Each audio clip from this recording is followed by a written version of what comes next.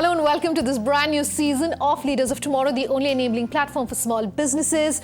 Over the past 7 years, we've understood what matters the most to you, the entrepreneur. And in year 8, we're taking head on 2 of your most pressing concerns, that are funding and mentoring. I'm Sunanda Jayaseelan. Tonight on the show, bringing you an exclusive conversation with Anant Maheshwari. He's president at Microsoft India. I spoke to him to understand really the big picture for Microsoft when it comes to India and what their plans are for the India landscape, what's exciting him personally at Microsoft over the next few years, as well as what's interesting when it comes to tech entrepreneurs and whether SMEs and SMBs in India and tech entrepreneurs can really be married together into the same ecosystem, or if he thinks that the opportunities and challenges for them are separate.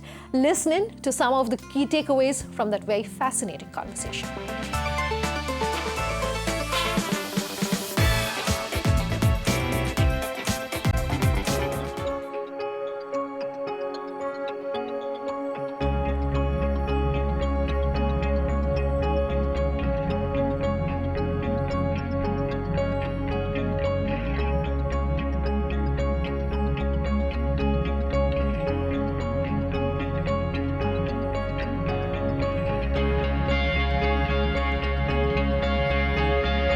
Anand, such a pleasure having you here on the Leaders of Tomorrow.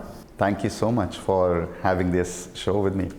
Not at all. So I want to talk about the fact that you've been here at Microsoft for the past 3 years, and a lot definitely has changed over the past couple of years. What perhaps about the Indian market, about the ecosystem, about the economy today here excites you the most? So before I speak about growth, I think you spoke about 3 years at Microsoft. I have to say, really thankful and privileged to be at the company at this time because of what's happening in India, what's happening in the world, being able to make an impact in India. So feel very thankful again to have that opportunity. And most importantly, it's just been the learning process that I've had over the last 3 years. In growing myself, in growing with the company, in growing with the digital ecosystem, and all of that whole learn it all culture that we've had has been the biggest growth driver. Okay. I think it's Satya said it very well, that if you want to be cool yourself, then Microsoft may not be the place for you. Okay. But if you want to make others look cool, then Microsoft is definitely the place for you. And I just love that. Amazing. So we will talk about what some of your inspirations have been a little later on in the show. But let's come back to really talk about your view and the big picture as far as where do you think the changes are happening? And I want a Microsoft perspective. What are you excited at Microsoft when it comes to the Indian landscape over the next couple of years? So it's part of what you said, a lot has happened and there's lots of growth. And if I just summarize that for myself and for everyone, what's been the reason for the success? I call it the new, which is absolutely new business models, the new things that we are doing with new customers and with existing customers and partners, creating new opportunities. Sure. You look at that, there's entrepreneurship written all over it. Okay. There's a startup mindset written all over it. And to me, that's the most exciting piece. Okay. You've just very recently announced a partnership with Reliance Jio, and I just want to pick up on what you said in terms of startups and entrepreneurs, and that's going to be a big game changer. Maybe you just want to run us through what that's really going to mean for yourself here in India. So first of all, we are very excited on this partnership with Jio because I think it truly brings together amongst the best in technology globally that we can really channel towards India. And Jio's remarkable success in moving India towards a digital economy. So bringing those two capabilities together, I'm sure will create many new things that may not exist today. The second is just the spirit in which we are getting into this. It's long-term, it's partnership and an alliance that we are trying to do in moving forward. I think it'll be great for the startup and the SMB ecosystem in India because they will get the best of technology globally to make them more tech intensive in a way with new solutions that are customized for India.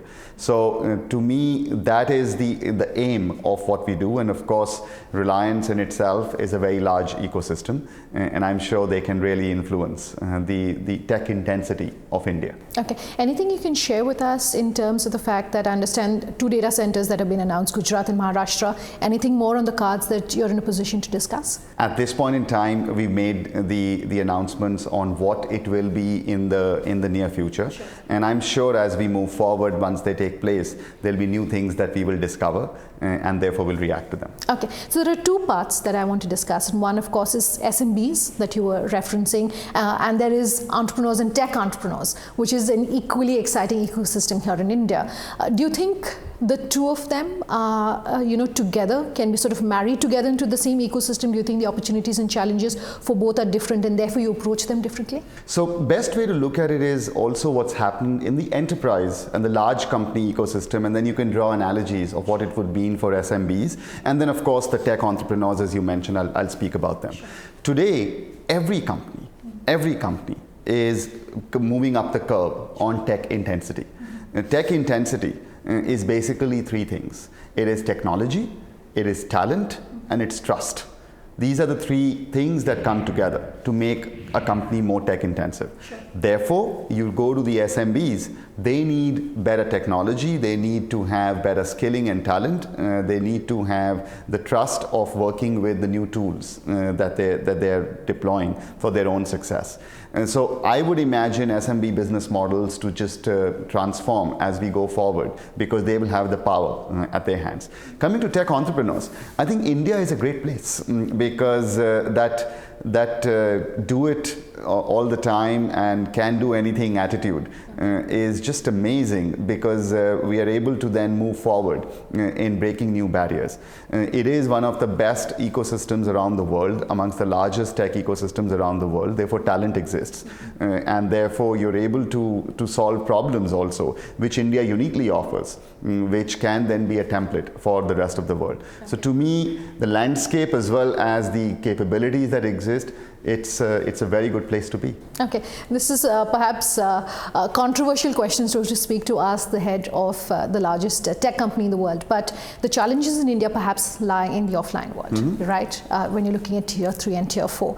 How are those challenges perhaps being addressed? Do you think technology then is the answer? Are you able to use technology to serve those, what some people call real world challenges and problems? So let me just simplify that to the real world challenges. And it's, you will say it's about food, it's about infrastructure, it's about education, it's about skilling. Now, there are traditional means that you can deploy to solve those issues, but technology can really help even those traditional means. I'll take some of those examples. Agriculture. If technology can help you increase the produce of a farm by 30% or 40%, I think it's great for the farmer and it's great for the economy. Sure. Similarly, in education, if you're able to get customized education for every student, because of the power of technology coming in, it's great for the student, it's great for the teacher, it's great for the economy. And finally, there are maybe 300-400 million people in India who have gone through formal education and are now dealing with the challenge of how they skill themselves for the new opportunities that are emerging. I think technology, especially with the power of the mobile phone in their hand, can really enhance their on-the-go learning without disrupting their economic life.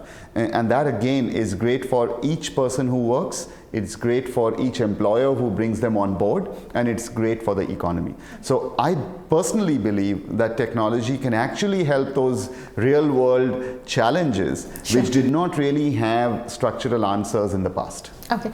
I do know you're personally excited by AI, but in the past you've said that AI needs to be used to solve humanity's concerns, problems, challenges, etc. What's really the best case to use for AI when it comes to small businesses in India today? So I wouldn't go into one use case, but you should ask the question, why is AI taking off now? And therefore lies the answer of how small businesses can use it. The reason AI is taking off today is very simple. It's called the ABC of the phenomena. It's analytics, it's big data, it's the cloud. Because of these three capabilities coming together, everybody has on their fingertips, on their hands, the capability to harness AI. Bring that to the small business. They can get to the best analytics, the best data that they can trust, and the cloud capability, which is now available in a very, very easy commercial fashion to them to be able to use this power. The other thing that is now changing in the world is you don't need to be a software coder or a programmer to solve basic issues that you deal with in your business today. There are enough tools being made today where you can say, even if I've taken a piece of paper and written 5 steps down to solve a problem, can I just quickly write it in a very simple interactive application? And that automatically converts into a program that then becomes an app for me. We call it the Power Platform because it empowers you to actually drive technology for yourself without feeling, I can't do this because I'm not software, I'm not tech. I'm going to slip into a short break on that note. We'll continue bringing you highlights of that very fascinating conversation with the chairman of Microsoft India. That's on the other side. Just stay tuned.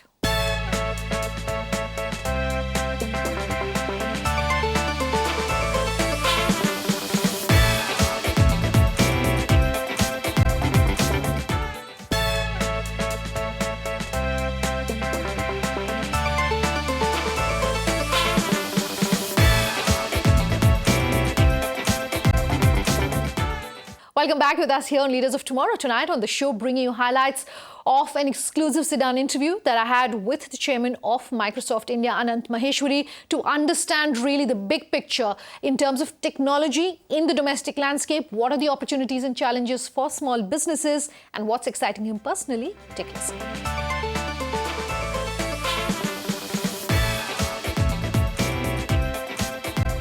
You have specific programs when it comes to startups across the world and also here in India.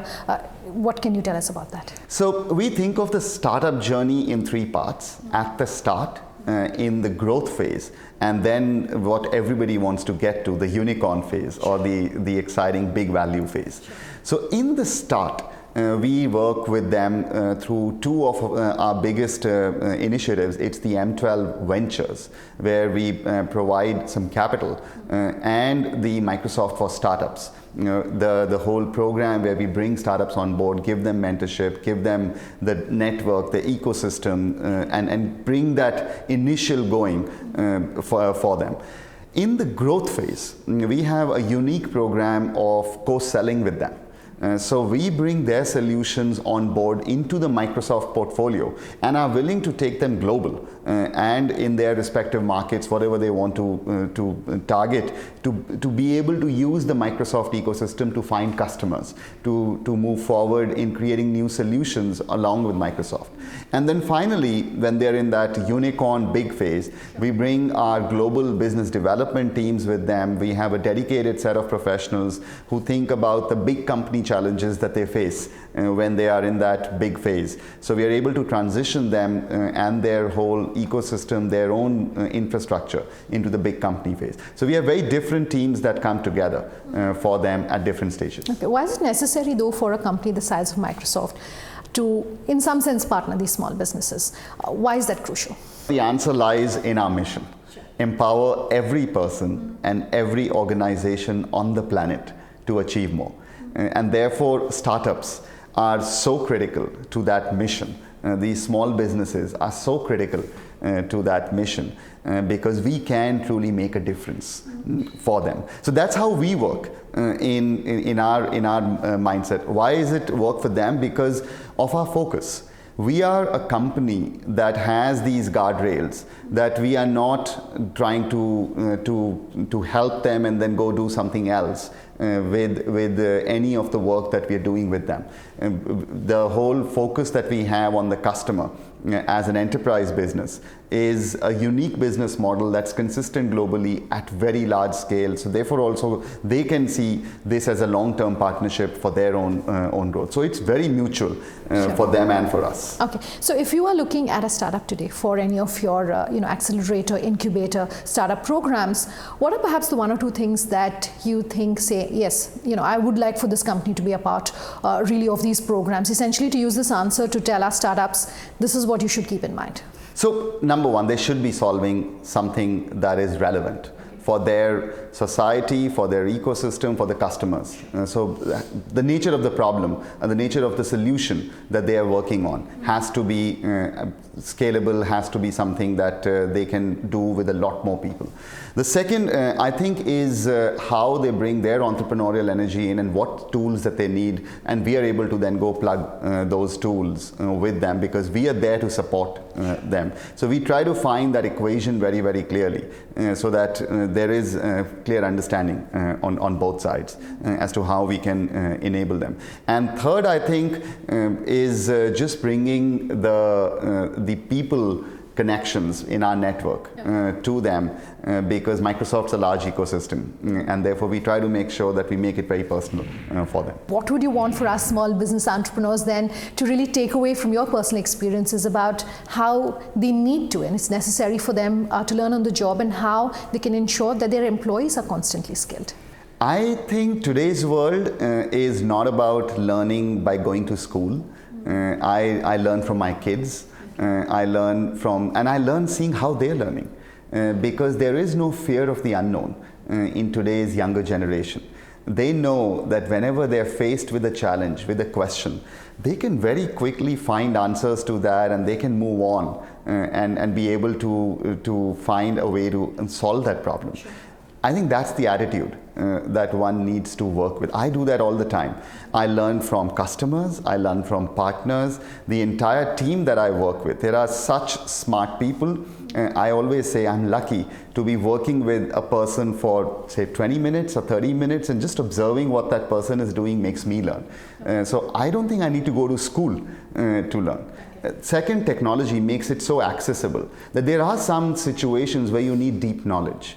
And you can click, you can see a video, you can be in an interactive session, you can take a test, you can really say, I want a custom solution for my own learning on a deep topic, and you're able to get that. Sure. So I would say you don't have to take time out from your day-to-day life to learn, and as long as you have that attitude that every moment is a learning moment. Okay, so speaking of technology, then for small businesses that say that skilling and upskilling and reskilling of employees comes at a cost, you would say technology is the answer to that? Technology is definitely one of the answers to help everyone move forward, because I think as I said, the tech intensity is about technology, but there is talent and there is trust. As we move forward, those other two elements will become even more powerful as we go forward, because the data that you're working on, you should be able to feel confident that the data that you're accessing, you can trust that data, and the data that you're providing is also safe and secure and private and transparent. So it's very critical to have that equation very, very clear and that clarity. And I have to underline this with talent. Every organization on the planet and every individual on the planet is going through this fourth industrial revolution, where we will learn new things, new skills will emerge, as pointed out by the World Economic Forum report. And to me, that skilling of every person is critical. So if you are an owner of an SMB, or if you're a leader in an SMB, please look around in your own team and ask yourself, if there are 10 people working with you, or 100 or 1,000, how many of them are evolving on their skill set on a continuous basis? And that continuous could mean every day, every week, every month, every year, but is there evolution on that skill set or not? Okay, we started this interview where you spoke about one thing that you've perhaps learned from Satya Nadella, amongst a host of other things, where it's a learn-it-all culture. Is that your personal philosophy as a leader? What can you tell us about that? Oh, that's the reason I got so excited to come over. Just to give my background, as you would know, I came from a very different industry company to come to Microsoft. I did not know the business of Microsoft or the industry that the company operated in. In 3 years, this ecosystem has made me so comfortable in having that awareness that I don't know. and therefore I can ask the questions and I can bring it on to increase my own learning. It's been so invigorating over the 3 years to every day do that, and that is my personal philosophy, because the day I feel it's static and I'm not learning, I'm sure at that day I will feel really uncomfortable. Fortunately for me, that day hasn't come yet. Okay. How important though are mentors for entrepreneurs? Do you think it's crucial that you should have someone that you can, who's walking you through really the ropes of the business? I look at mentors both to the nature of what you mentioned, which is people who are experienced, who have done it once or twice or many times before, and then they can teach you with your, or at least guide you with their experience on how to do the questions or the journey that you're dealing with. Sure. But I would also say that you should have people around you who you treat as mentors, and go up to them and be looking for those stupid questions, because those stupid questions many a time will make you search inside and say, yeah, why didn't I think about that? That's a very good question, and the answer lies within me. It's a coach. I won't call it a mentor, it's a coach, and the coach can be both experienced or somebody who's just asking you how to think about it. Anant, it's been a fascinating conversation. Thank you so much for your time. Thank you so much. Thank you. All right, that's our show tonight. If you have any feedback for us, do let us know. Our contact details coming up in just a second. Thank you so much for watching. Have a good night.